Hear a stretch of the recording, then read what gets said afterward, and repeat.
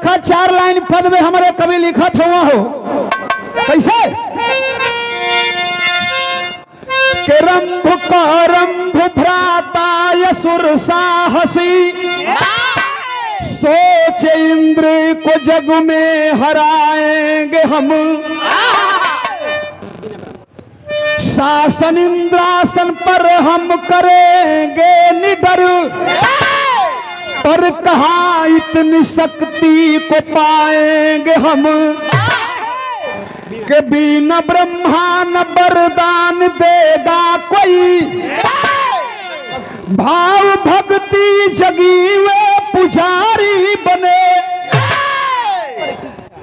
और कर तपस्या वो दोनों है करने चले और जान कर भी बेचारे अनारी बने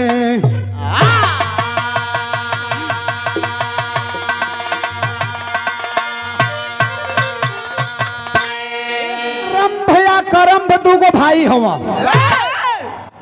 तो रंभ या करम्भ दोनों भाई सोच गईला आ दोनों राक्षस हुआ दैत्य हुआ तो दोनों सोच गईला कि इंद्रासन पर यदि हमनी का राज करते जाना तो दोनों भाई के बड़ा मजा रही लेकिन भाई वही जो शासन कैसे को पावल जाई वहां तो इंद्र का शासन है तो इंद्र के सोचत हुआ लोग कि यदि हरा लेती जा तो हमन का दोनों भाई का राज हो जाई हमनी का सरकार बन जाई तो इंद्रलोक में लेकिन दोनों सोच गईला कि बिना ब्रह्मा के वरदान कोई संभव नहीं खे तो दोनों ब्रह्मा का तपस्या करे शुरू कैला हाँ दोनों जानत हुआ कि हमन का दैत्य है जा राक्षस है जा लेकिन ब्रह्मा का तपस्या करत है जा बाबू हो बिरहा में एगो बड़ा खूबसूरत गीत लिखल गई है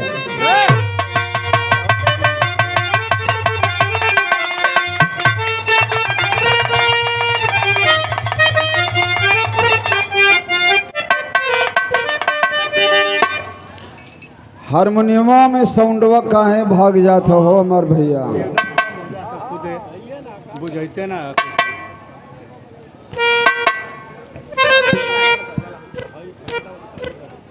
नाव बड़ा नीक से तोड़ ओ लोग के बाबू माई रखले हो बड़का का नाम रंभ और छोटका का नाम करम्भ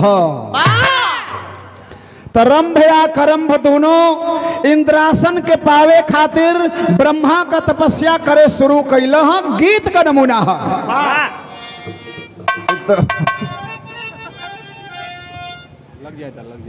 लगा ले बेदा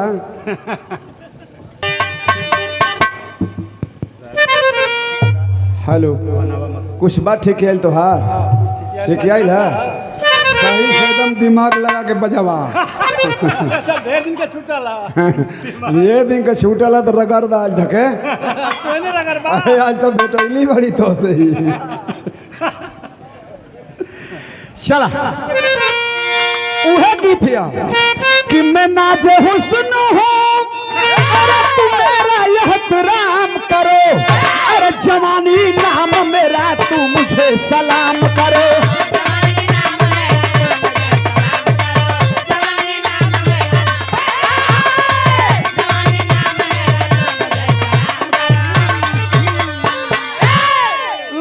दोनों ब्रह्मा का तपस्या करत हुआ तो दोनों सोच ले हुआ के भक्ति भाव से ही ब्रह्म को रिझाना है अरे यह वरदान बाबा ब्रह्मा जी से पाना है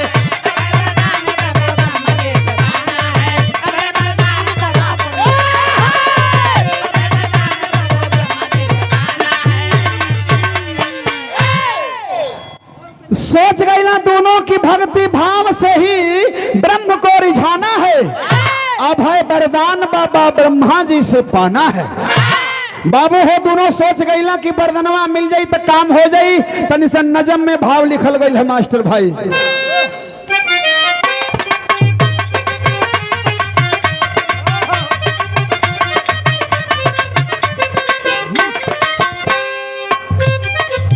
पाकर शक्ति प्रबल इंद्र को भगाना है पाकर शक्ति प्रबल इंद्र को भगाना है से गुलामी तब कराना है।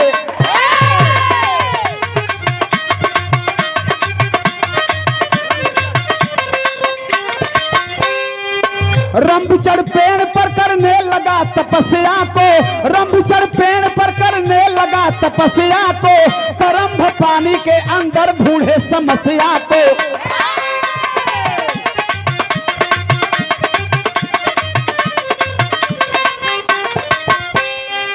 भावना जान इंद्र कोप तब बढ़ाए हैं, भावना जान इंद्र कोप तब बढ़ाए हैं, अरे तुरंत ही रूप मगर मच्छ का बनाए हैं।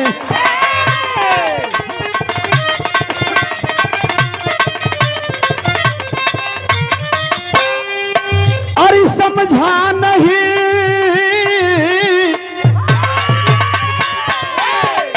अरे समझा नहीं सुरपत वहां पर चाल किए, अरे समझा नहीं सुरपत वहां पर चाल किए, पानी के अंदर ही करंभ को हलाल किए।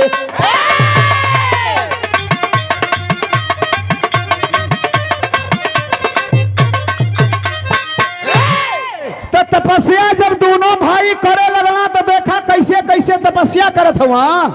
जौन बड़का रंभ हो तौन पेड़ पर चढ़ गई और वही पले के कंठी हिलावत हो, ओम ब्रह्माय नमः, ओम ब्रह्माय नमः। तो पेड़ पर से ब्रह्मा जी के बुलावा था, छोटका भाई पानी में हेल के बुलावा था, वो पानी में बूढ़ के ब्रह्मा जी के बुलावा था, ओम ब्रह्माय नमः। लेकिन जब इंद्र जी जान गईला कि हई दोनों तपस्या करत हुआ या खाली हमारी इंद्रलोक पर राज चलावे खातिर, तो इंद्र भगवान वही पनिये में मगरमच्छ का रूप बना के सोचत हुआ कि जौन पहले भेटाए ला खा पहले के मार दा। तो मगरमच्छ का रूप बना के जौन करंभ पनिया में हाथ धा के नटैया चाप देहला, करंभ मर गईल।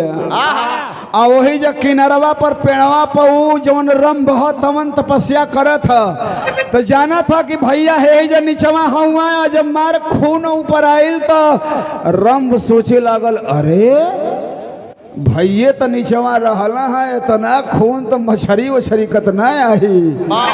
तो जब देखा था अंतरात्मा से तो देख लेलस कि हमारे करंभ भाई के इंद्र मगरमच्छ का रूप बना के मार देला। तपस्या छोड़ के एकदम बाई में हो गई है, जरा भाई मरा जाए हो। बिरहा में एगो तर्ज लागल है, अरे ऊपर से होगा मास्टर उहे गीतिया कैसे, अरे मार गईलू हो करे जे बीचे छुरिया,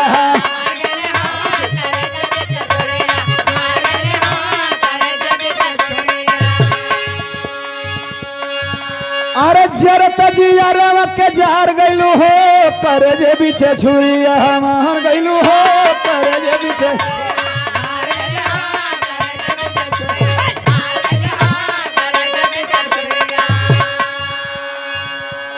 लेकिन जवन रंभ बतिया के पूछ गई हमारे कभी लिखत हुआ, अरे जान गईले हो रंभ कुल बतिया,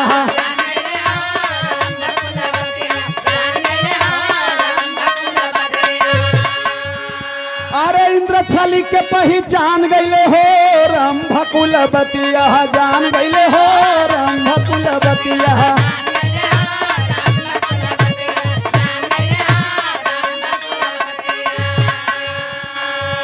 अरे भाई के बदल मो इंद्र से चुकई बाए,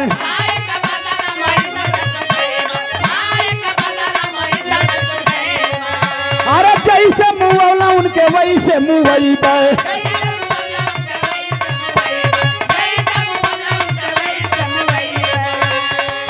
अरे कठिन प्रतिज्ञा मन में ठान गईले हो रंभ कुलवतिया, जान गईले हो रंभ कुलवतिया।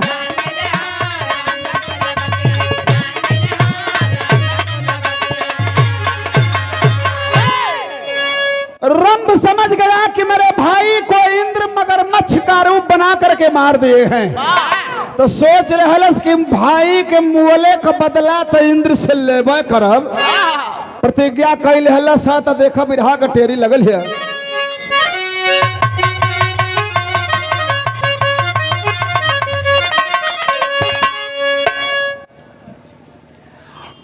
कहता कि ये भैया चेहरवा ना बिरन का बिसरे, अरे चेहरवा ना बिरन का बिसरे, अरे अब ना मिली जगत में भाई का दुलरवा, दुलरवा है दुलरवा, अब ना मिली जगत में भाई का दुलरवा, चेहरवा ना बिरन का बिसरे। रंभ बड़ा तकलीफ में बा, हमार भाई मार गयल, हम जिंदा बाणी, तो भाई के मोले के बदला इंद्र से जरूर ले। ये पुरस्कार आया सादर 100 रुपए वार्ड नंबर 20 गोधना से जिला पंचायत सदस्य पद के भावी प्रत्याशी माननीय सुरेंद्र यादव जी, आपकी तरफ से रहा। बहुत बहुत आपको नमन प्रणाम हो, परमात्मा की कृपा हो, आपकी मनोकामना पूर्ण हो। तो देखा बिरहा में एगो तर्ज बदल है, बड़ी जमाना से गवात आवत है।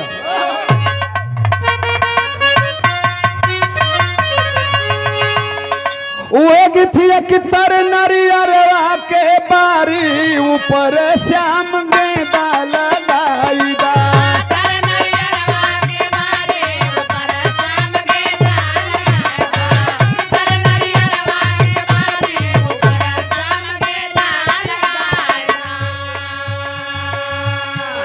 लेकिन देखा रंभ अपने मनवा में सोचा था, अरे भैया बिना व्यर्थ जीना, अरे भैया बिना व्यर्थ जीना, खोवल अंगूठी का नगीना,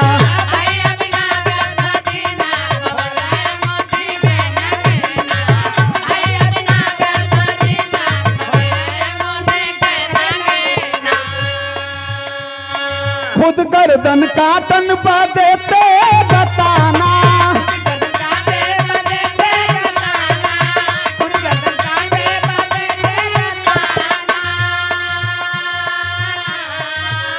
अरे प्रगटे ब्रह्मा जिनको मुश्किल था पाना,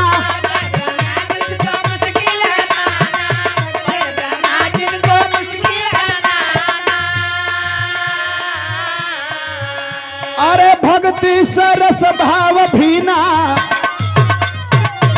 अरे भक्ति सरस भाव भीना, खोवल अंगूठी का नगीना,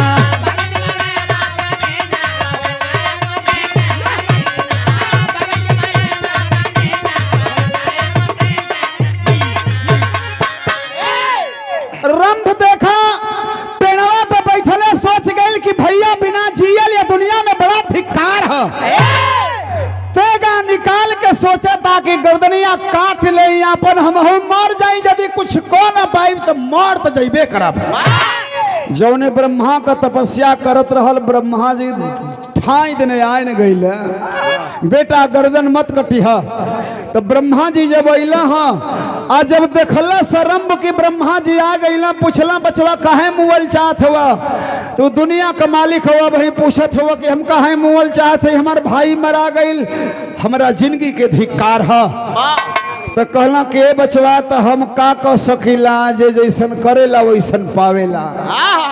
तो कहताना कि बच्चा तो तू बतावा, हमार तपस्या करत रहा तो के कह तो वरदान दे दे। तो रंभ सोचता कि ऐसने वरदान मांगी कि हमारे बदलो पूरा हो जाओ, कमो हो जाओ। बिरहा में एगो तरज लागल है, बड़ी पुरानी फिल्म का गीत है।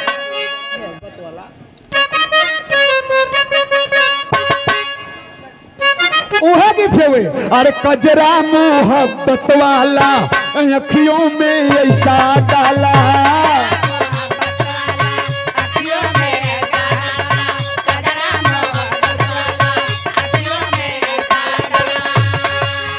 कजरा मोहब्बत वाला अखियों में ऐसा डाला, कजरे ने ले ली मेरी जान, हाय रे मैं तेरी कुर्बान।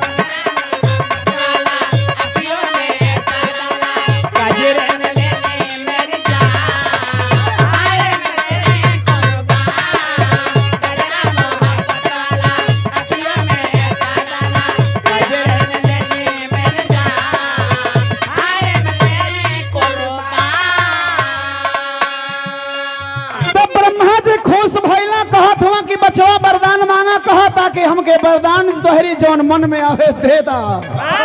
का कहत हुआ बर दिए ब्रह्मा ज्ञानी वही होगी तेरी रानी।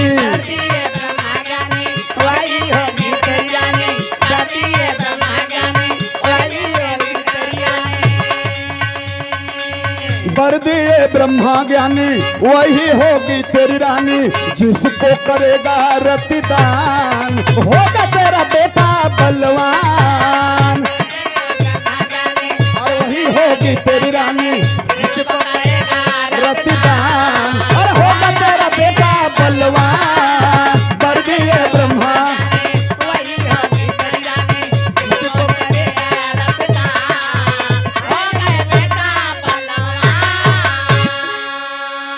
ब्रह्मा जी कहला कि ए बेटा वरदान मांगत हुआ तो हम तो के वरदान देत हैं। कहता कि हमके ऐसन बलशाली हमारे बेटा एगो दे देता कि हम अपने जिंदगी में जैसे हमारे बदला लेबे के रही हम ले लेती।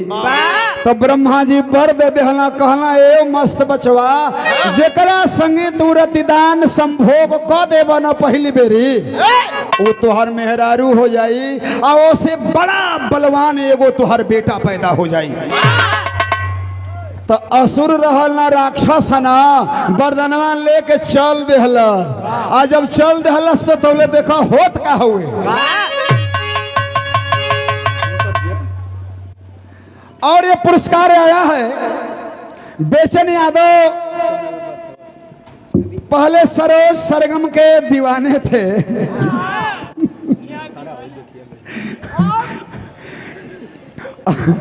अब मीनाक्षी राज जी के दीवाने हो गए हैं। अरे भाई तो दीवाना कुल कई प्रकार का न होला हो। खाली दीवाना उहे बाकी खाली छिरकुटे पिटोरी ना है। दीवाना वो होला कि ओकरा खातिर कहीं खड़ा हो जाई, ओकरा खातिर कहीं लड़हू के पड़ी तो लड़ ले। अरे हमनी का दीवाना तो उहे न आदमी हो सकले जो हमनी के गवावे बजवावे। दीवाना का मतलब कई प्रकार के बा। तो बहुत बहुत आपके प्रणाम बा। आप बेचन यादव जी के कोटि कोटि प्रणाम बा कि रउआ खाली लेडीसने के दीवाना है, पंडित जी का दीवाना ना है का।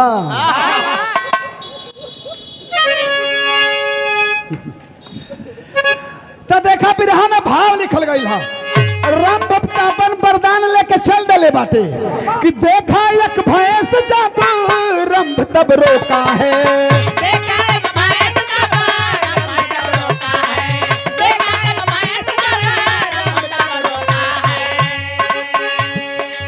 बन जा तू रानी मेरी मिलने का मौका है।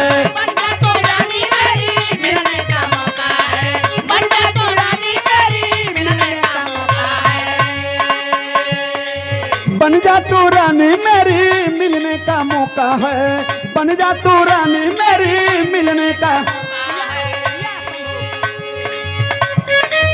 बन जा तू रानी मेरी मिलने का मौका है।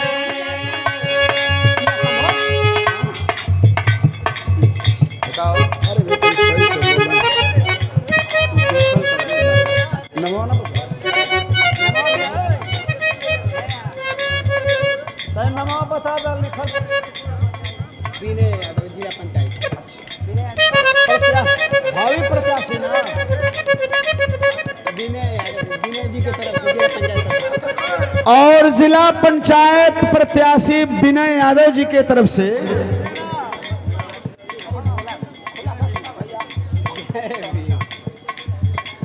तो देखे 151 रुपए जय भीम आपके तरफ से सम्मानित किया गया है। बड़े भाई को बहुत बहुत हम प्रणाम कर रहे हैं। कहना है देखा एक भैंस जब रंभ तब रोका है।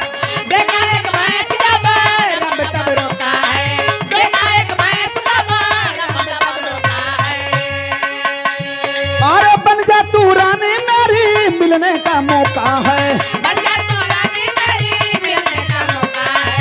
बन जा तू रानी मेरी मिलने का मौका है।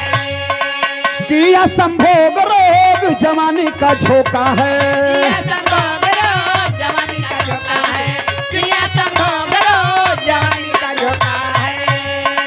तो तब तक एक भैंसा आया रंभ को मार गिराया, तब तक एक भैंसा आया अरे रंभ को मार गिराया, अचके में उड़ गया परान, होगा तेरा बेटा बलवान।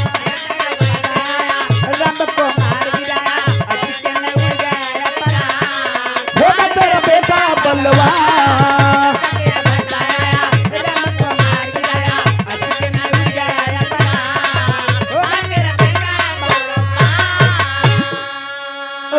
जब वजह से चलल हुए ना तो देखा डहरिया में जात जात कुछ दूर गइल तो एगो भैंस होके दिखाई दिहलस।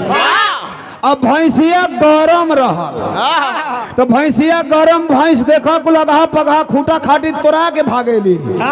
आज जब भागल आइल है ना रछसवा जब देखलस भैंसिया के तो ओकरा वही पर मन डोल गइल है। तो रंभ वही भैंसिए के संगे संभोग क देले बा। आज जब संभोग क देहलस तब ब्रह्मा जी का तो वरदान है कि जैसे पहले संभोग करबा उ तुहार रानी बन जाइया वैसे बलवान एगो बेटा होई तुहार। तो देखो भैंसिया के संगे संभोग कैला से भैंसिया गरम रहल तो पछवा भइल भैंसवो आ गई। तो भैंसवा आ गई तो देखलस तो कहलस कि अच्छा तू ही कमवा उठा ले हुआ हमहन को कहे के दाग के छोड़ल है जा। तो भैंसा तो भाई मिजाज से गरम हो गई कि साला हमारा खुराक ये ले लिया और हम लोग छोड़े गए हैं इसीलिए तो साला हम लोगों का काम नहीं होने देगा। भैंसा देखा मार झड़िया के मरला सना एक फेरा मार के हेहर ढाला सा जो खड़ा भइले मार के हेहर ढाला आधा के मार है लीलरवा से चाप देहल रंभो वही जो मर गईला। आज जब मर गईला ना तब तो दोनों भाई खत्म। आज जब दोनों भाई खत्म ना हो भैया तब भइल का हुए देखा ही पुरस्कार आइल बाटे वर्तमान लोक प्रिय सदस्य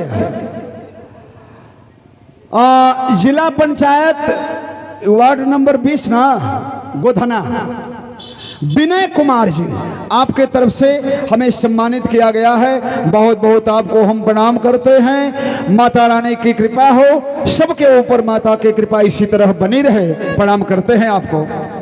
और ये सादर 100 रुपए परम आदरणीय माननीय इक्का लिखल रे भैया कौन खा मिस पेंट स्टोर तो बुझा था के हुका और ये अन्यास पेंट स्टोर सुल्तानपुर प्रोपराइटर हैं सत्येंद्र यादव जी। आपके तरफ से हमें सम्मानित किया गया सादर 100 रुपए। बहुत बहुत आपको प्रणाम है। तो देखा जब भैंसिया के संगे रतिदान कैलस ना भैंसवा आके मार के रंभ के वही जब खत्म कर देले बा। आज जब खत्म कर दहलस तब ब्रह्मा जी के वरदनवा के मुताबिक जकरा संगे पहले बेरी संभोग करबहू तो हर रानी हो जाई। तो देखो भैया भैंसिया कब अब ब्रह्मा जी के वरदनवा के हिसाब से तो भैंसिया वो रछसवा के अपन पति न जाने लगल। अब तो ओकरा बिना लगल कुहुरे भैंसिया कैलस ये का हो बिरहा का आखिरी तर्ज है।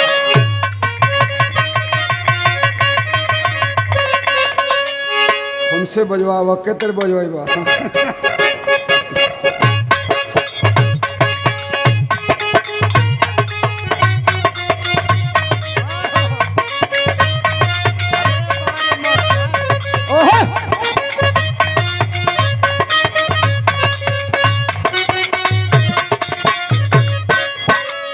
बड़ी पुरानी गीत है। जब बुढ़ऊ दादा लोग बर बारात करे जाए ना तो वो टाइम में अपन कुल धोती गठिया के वही लौर की होरी में रख ले वो लोग की ओइजा चल के जहाँ मजमा लगावे के होई ओइजा धोती पहरे जनी तो एनिया से पहरे जाई तो मोइल हो जाई।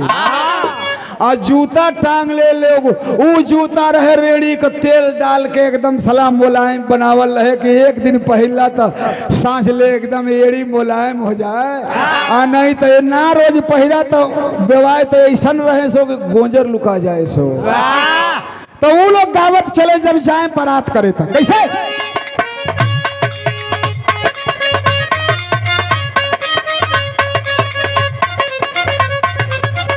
तनी सड़क जा मास्टर तनी सवर आगे।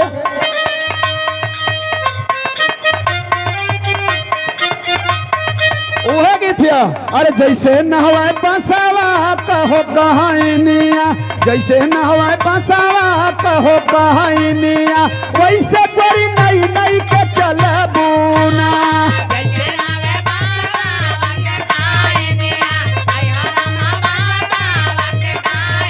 अरे वैसे कोई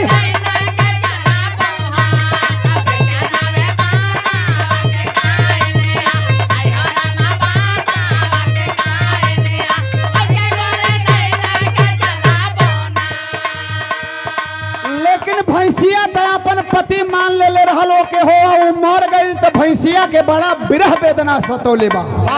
कैसे? बेबस बिरही भइल भैंसिया, बेबस बिरही भइल भैंसिया, अरे थर थर देहिया कांपना।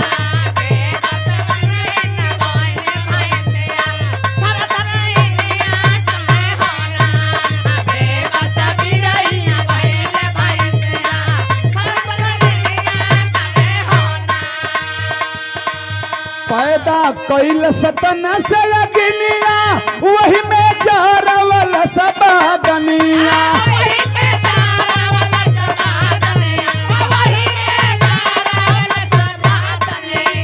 रखिया भैली जर के लसिया, रखिया भैली जर के रसी, अरे झर झर रसिया बड़ी सेना।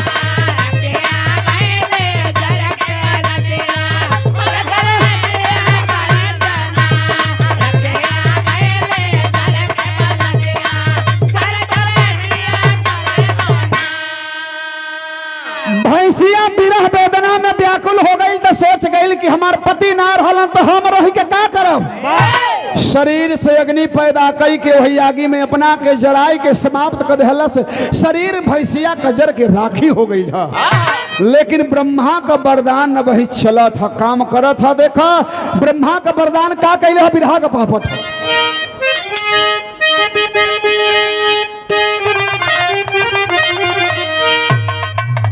और ये पुरस्कार आया है ग्राम सभा सुल्तानपुर के यशस्वी ग्राम प्रधान परम आदरणीय माननीय श्रीमान जगदीश यादव जी, आपकी तरफ से ये सादर 201 रुपए से आपने सम्मानित किया है। माननीय सम्मानित प्रधान जी को बहुत बहुत हमारे तरफ से नमन प्रणाम पहुँचे। सारे लोगों को हमारे तरफ से प्रणाम हो। भाव लिखल गई है।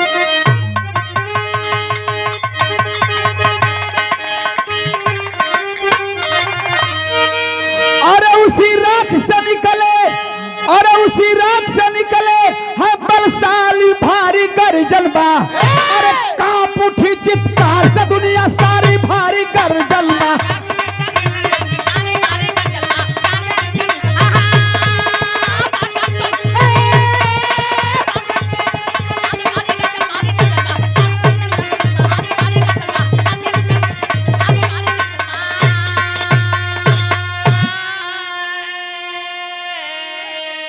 महिषासुर रक्त बीज, अरे संग राक्षसी एक न्यारी हो, अरे महिषी रही महिषासुर के, महिषी रही महिषासुर बहन, अरे बलवती बहुत दुलारी हो।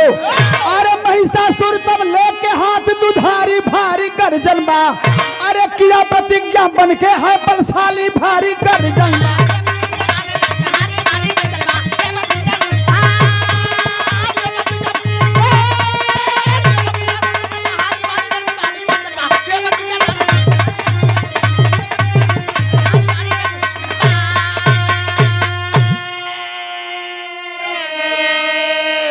रखिया में से देखा, वो भैंसिया के रखिया में से 3 गो पैदा भइला है। महिषासुर रक्त बीज और महिषासुर का एगो बहन जौना का नाम महिषी है। आज जब पैदा होते न हो देखा हाथ में तलवार लेके महिषासुर चित्कार कैले बा, घोर गर्जना करता है। आ गर्जना से दुनिया थर थर कांपत बा। देवी देवता लोग तयौरी डेरात हुआ, कीता अपने बपो से बड़ बलवान भैल बा। कैसे कि ब्रह्मा जी कहले न बाणा कि बड़ा बलवान तोहर बेटा होई। बाबू हो भैल का भाव लिखल जाता, महिषासुर राक्षसों के वध के लिए तलवार लेकर के घूम रहा है। आधा में कहना है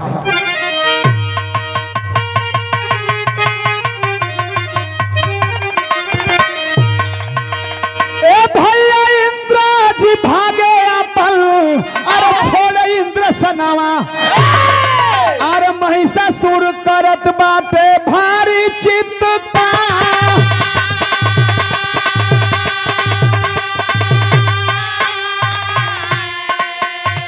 अरे सुर नर मुनि कही पावे न ठेकानावा।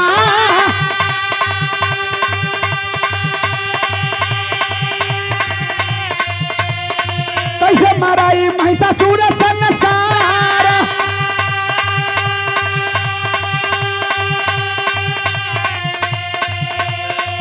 अरे कई के विचार सब इकट्ठा भइले देवता।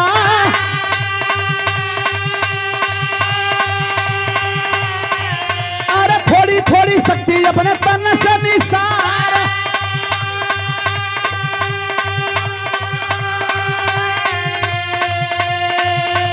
सबके तेज मिलके एक रूप ले लिहले।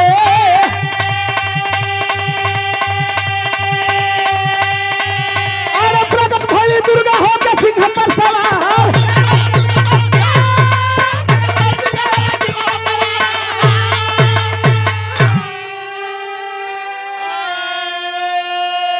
महिषासुर के डर से सब देवी देवता लोग परेशान हुआ। अब कैसे जान बची, कैसे का होई। सब देवता लोग एक जगह इकट्ठा होके विचार विमर्श करत हुआ। देवता लोग अपना अपना शरीर से थोड़ी थोड़ी शक्ति निकाल निकाल के एक जगह एकत्रित कई लोग, तो उहे शक्ति मिल के माता दुर्गा के अवतार होत बा। सिंह पर सवार होके दुर्गा माता अवतरित भैली है। देवता लोग से पूछली कि हमारा अवतरण काहे भइल है। बताओ लोग कि हे माता महिषासुर के प्रकोप से अब हमनी का ना बच पावल जाई, अब रउए हमनी के रक्षा करब। माता दुर्गा कैली है का बिरहा के आखिरी लाइन है।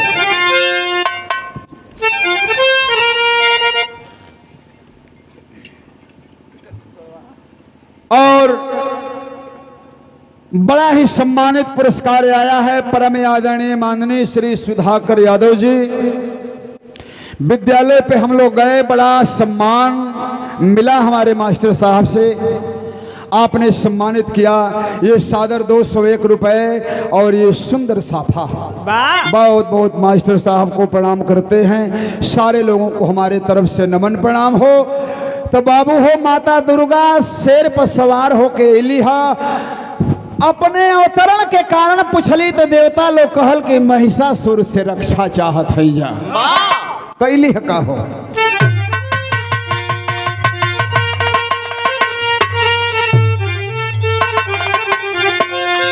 अरे शेर पे सवार हो के त्रिशूल कर उठाई हो प्रगति दुर्गा मैया कि अरे मरली महिषासुर के रनवा में दुर्गा माई हो। मरली महिषासुर के